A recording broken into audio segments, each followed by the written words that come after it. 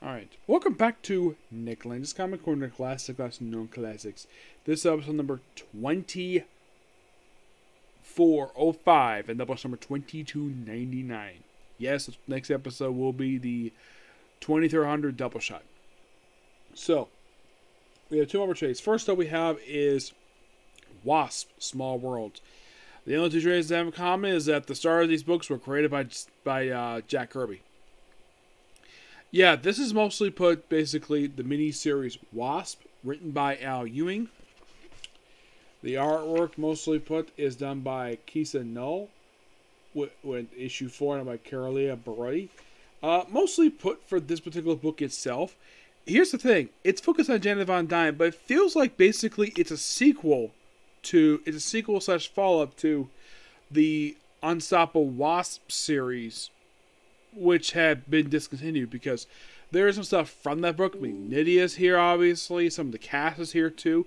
Because that's what the book feels like. Plus, of course, we receive return of Warwin, who sadly dies at the end of this miniseries. Yep. Oh, and these covers. That is the modern day costume. That's from the 60s. That's Nydia's costume. And this is mostly put Janet from, I think these two from the 80s, I think that's from the 60s, and I think that's from the 2000s. Yeah, so unlike last book, basically they were time travel. This one has nothing with time travel at all. We mostly have sort of a Monday retelling of what happened. Now, mostly put the main villain of this book is this creature right here. Yeah, this is a creature who last appeared back in Janet's first appearance from Tales Spence. Tales of Sonic number 44. That's mostly what this book is. And we have Jarvis in here too, which, yes, he was a supporting character from that book. You have Django having lunch with her beautiful stepdaughter at Girl, Genius in Action Research Labs, which this was a location from the Nydia's comic book. Yep. Of course, she talks about basically her. Here's the thing. We get a lot of follow-up to basically... It's like mostly put this issue serves as a follow-up not only to that book, but also Janet's debut. So we see here basically in flashback gets her first costume, how she got it, and of course takes on Warren appears here, fights him briefly and takes his helmet where basically he's told of. And mostly put basically... Now, this is also a bit of follow-up to... All the Avengers 14, which debuted the group known as Whisper, which apparently they were on the last legs when they tried to kidnap. When they kidnapped, were trying to take Nydia. That's most of what this is, and you have the two Wasps working together to take on these robots who basically are wearing Janet's various costumes she wore over the years. So it's like, yeah, it's like Tony's worst nightmare with all these various costumes. Now, you probably are curious about why the heck Janet has so many costumes. This was a recurring joke George Perez did with her, where every issue she popped up and she had a completely different costume. Yep. So we take on these robots here, and they go inside. Jarvis helps out too, and then of course Nydia and Janet disappear. Oh, and by the way, this creature first, Nydia as Nydia Trevilla. Despite the fact that's not technically her birth name, her legal name before it changes to Nydia Van Dyne was actually Nydia Pym. Because her father is Hank Pym. And we have most of sort of a slight recreation of the Red Room. And in terms of this old man here is actually the guy who was supposed to be killed off in Janet's debut. It was killed off in a flashback in Janet's debut appearance. It was Maria's father. Yes. And I do like Jarvis upside here. And these issues, which I think is so awesome. So, yeah, after everybody's he reunites her with her grandfather. Yeah, and apparently of course, she's very hesitant to reunite with her, which I thought was quite nice. Of course, Warwood's taken out the jail in the opening issue. So, of course... Very happy to meet him, and of course, basically, and then the miniseries ends with revealing that Warwin has been murdered. Yeah, he has been murdered. And of course, this book also includes Janet's debut from Tales to Astonishment 44, which is quite nice. They probably included in this trade here probably just in case people have never read it before, so why not? This book is fantastic, and here's the strange thing about this book.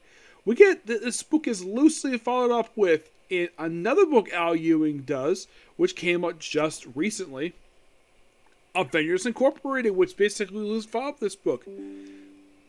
This book is absolutely amazing. Excuse me. I'm going to give this book a 10 out of 10. It was really good. Yeah.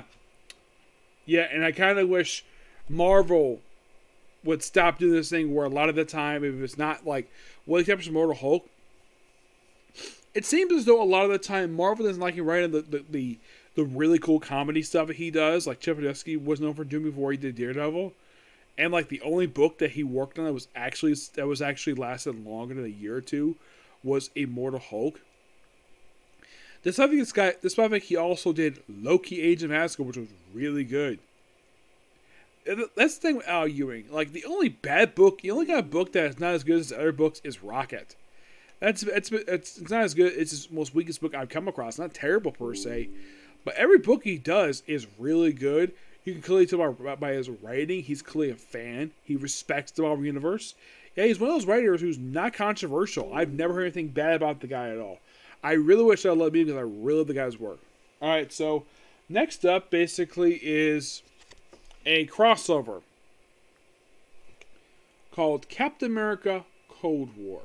This was a crossover between the Captain America Stand Unlimited series, which stars Steve Rogers, and the Spirit of Truth, which stars Sam Wilson, Captain America. Of course, this trade collecting the entire crossover, which is basically we have alphabet one-shots for this mini crossover, which that's not surprising. Marvel's done this a few times over the years, but one thing I at least appreciate though about this book is that, or at least what Marvel's done with Alpha Mega one-shots, they've never overdone it. I think like the last event I can think of where they've had an Alpha Mega one-shot was crossing two books, with the exception of Extreme Carnage. With the exception, I think probably the last time I can think of this happened was probably Minimum Carnage. Of course, we have issues 12 and 13 of both for Spirit of Truth and Sentinel Liberty, though the strange thing is Spirit of Truth is counted as part of numbering. Now, mostly put, basically, we have, because revealed at the end of the previous book that Steve reunites with his adopted son Ian, this was born Leopold Zola. Yeah, reunites with him. Yeah, first time when this book came out, like fairly recently. Like, this is the first time he has appeared in the comic in 7 years.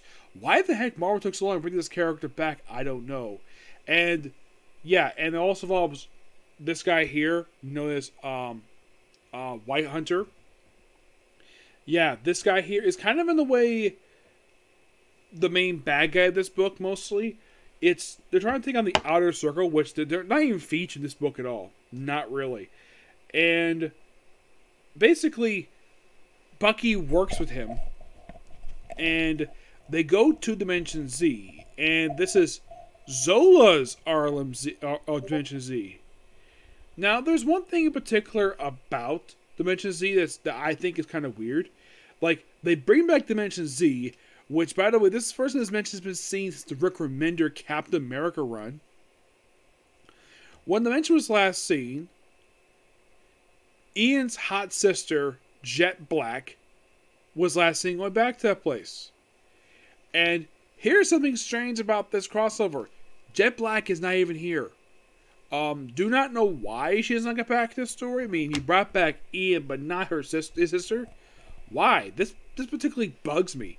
And also, at one point in the book, we have Peggy Carter becoming a bad guy. And also the way that the Raiders write Sharon is that she calls her, like, they censor it. I'm sure she refers to her as a bitch. If you're an adult, you know exactly what I'm talking about. Kids, do not look up basically what that is because that's an adult term. Do not look it up. Yes, because they censor in here. Because, of course, Sharon is like about what her aunt's doing. Now, here's something kind of weird about this book. Apparently this book, despite, by the way, Jackson Loring, he does pretty much like him and Colin Kelly do the Sentinel Liberty book and the Alpha America one-shots. Of course, Sentinel Truth is done by, basically every book is done by a freaking writer. For some strange reason, I don't know why this is. We have Misty Knight here. And for some reason, the Black Widow's here too. And one issue's art where you can't really tell it is the Black Widow. I thought it was somebody else. Yeah. Get this. Like, we have this mysterious redhead who pops up here. Yeah. This apparently is Natasha Romanoff. Yes. You can't tell that because of the artwork. Like, yeah, that's the weird thing about this storyline. We have the artwork is that Natasha looks older than she normally does. Like, normally she's drawn to be very beautiful, still very young. Here, she looks like she's in her 40s. Why the hell did the artist basically did this to her? I have no idea. We also have a flashback to Dimension Z stuff, which is quite nice. Yep. And we deal with White Wolf and, of course, the Throne Dimension Z. And the story ends on a pretty happy note, per se. And also, the Revolution was taken on by Bucky at some point. Now, in the case of Peggy, I don't have a problem with her being drawn like the way she is here. Because she's supposed to be a slightly older woman, but Natasha? No, she should not be this young. This older. It's kind of weird. And of course, they defeat the White Wolf here, which this stuff goes over the world. We have Sharon become new Destroyer here, which is, I gotta admit, this was a really good storyline. This was really good. And of course, you have this interesting ending where you have Steve and Sam in two locations. Now, in the case of what happens next, right after this crossover wrapped up, we had 3 one-shots come out. We had Captain America: Son of Liberty, number 14, which, here's the strange thing. I thought this issue was going to be 750. No, they made a separate 750, and then they did also a Captain America finale, which was a finale to this particular run, and then they decided to restart the book. We have only one Captain America book now, and of course Sam is still being capped, but he's over in the Avengers book, while Steve gets his own book again. Yep. This whole event was actually really good.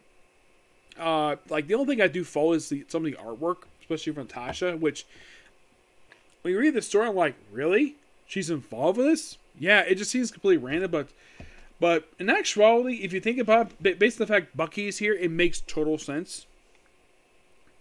And of course, they do bring up the Sentinel of Liberty stuff, which is interesting. The fact that bring up the Sentinel of Liberty, not necessarily the Daughter's Liberty, excuse me. Yes.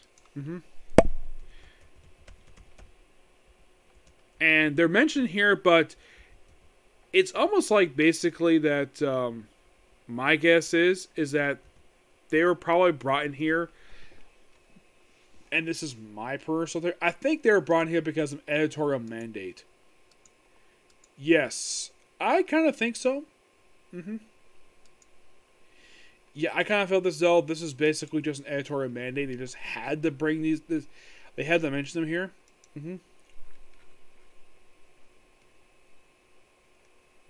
Yeah, and surprisingly, they're not featured in this book. No. The group themselves are not featured here at all. Not really.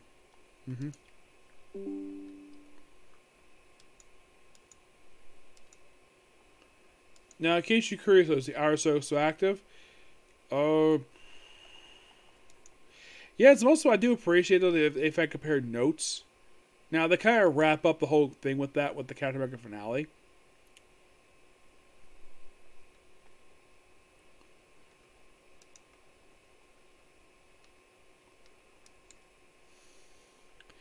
Yeah, and of course, Ian becomes Nomad again. Yep. I'm happy they brought the character back, per se. But the obvious question is, where is the sister? Yes, where's Jet Black? Yeah, that's one thing in particular that they don't really mention here, is that she's not even here. Yeah, you would think basically as about Ian, oh, we're going to bring back his sister. Nope, not here. Yeah, in Dimension Z, this was the first Dimension Z's had appearance since, well, It has not made appearance since the Rick Remender run. Yeah, when Rick Remender wrote this book, and that was the last time that it was last seen. Yeah, and it feels kind of strange. They brought this organization back. They brought back this location because apparently it was, I think it was in a flashback, anyways. It kind of appeared in Captain America Civil War 14, but this is a more proper return of the dimension. Yes. Now, Hunter is actually from the Black Panther series. Now, what exactly has happened to him after this book wrapped up? Well, nothing. And here's the thing. Prior to the Simple Truth book coming out, like, if you think about it, the last book is featured, if you don't count Black Panther Legends and The Rise of Black Panther, which is a flashlight book, like, the last time he physically appeared in a comic book was the book Black Panther, the Most Dangerous Man Alive, was back in 2011. Because Rise of Black Panther is mostly put a flashback series. And of course, also listen here about Empire Avengers.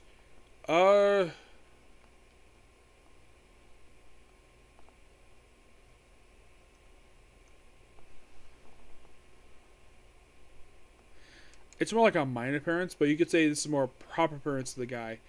And it's kind of interesting, though, they made him a villain for Sam Wilson. And if you think about it, it's pretty much basically him becoming like a main bad guy and Tasha becoming a villain, which was strange to say the least. Yeah, and I think it had been a while since she had appeared in a comic book, because I think that when her own ongoing series ended, I don't think she was featured anything per se. Let's see. Prior to appearing in this storyline, the last time she appeared in a comic book, well, was actually in an issue of Punisher. Yeah. But I'm not counting that because the book was bad. But if you think of a more proper one, you could say probably the Secret Invasion miniseries. The second volume was probably like the last known time. But if you think of a big scale, I mean, she has been sporadically over the years, but it seems as though, like, since her book wrapped up, she's maintained a low profile.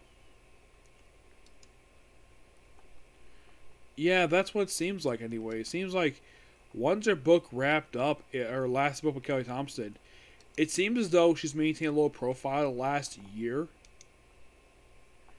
That's what it seems like anyways. Yeah, it just seems like once the book wrapped up, she didn't do very much. I mean, physical book-wise, like, as the book wrapped up, she appeared in Thor 25. She also appeared in the Hellfire Gala one-shot, in issue Ghost Rider, Strange, the Secret Invasion miniseries. Of course, she was also appearing in the 11 issue 7. Yeah, but you can think of her appearances mostly been sporadic, and then here she appears with the storyline. But after the storyline wrapped up, she appeared in the final issue of Captain America Volume 10. She also appeared in Captain America 750, an issue of Venom. Her most recent appearance actually was in a Canada Avengers number 2, well, of the most recent volume of the group book, and she joined the Unity Squad. Well, the reformed Unity Squad. Yep. Yeah, she joins the reformed Unity Squad because of the Fall of X stuff. Yep. But that's basically what she's done since the book wrapped up. Yep. But not much else to say about these two books. But we're not done reviewing this area because there's still one more trade I'm hoping to come out. It's probably going to be called Captain America Finale, whatever.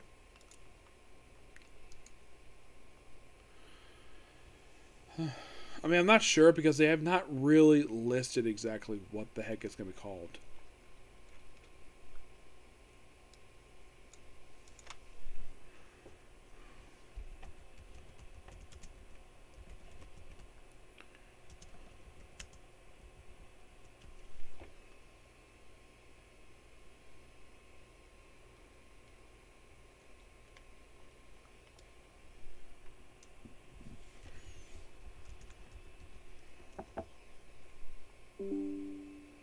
Okay, so next trade is going to be called Captain America Cold War Aftermath. So that's going to be the next trade. And that'll be the next thing I review for Captain America. Is that one trade in particular. Yep. And that comes out on Halloween. So I'll only have to wait like 1 month. And then basically I'll be able to get that book. But yeah, that's going to be pretty much it for particular view. And that's going to be sadly it for video tonight. So see you all tomorrow for Doctor Who, One Piece, My Hero Academia, well for the manga anyways, Eden Zero, Case Closed. Might be more, but depends. Okay, next video. Bye.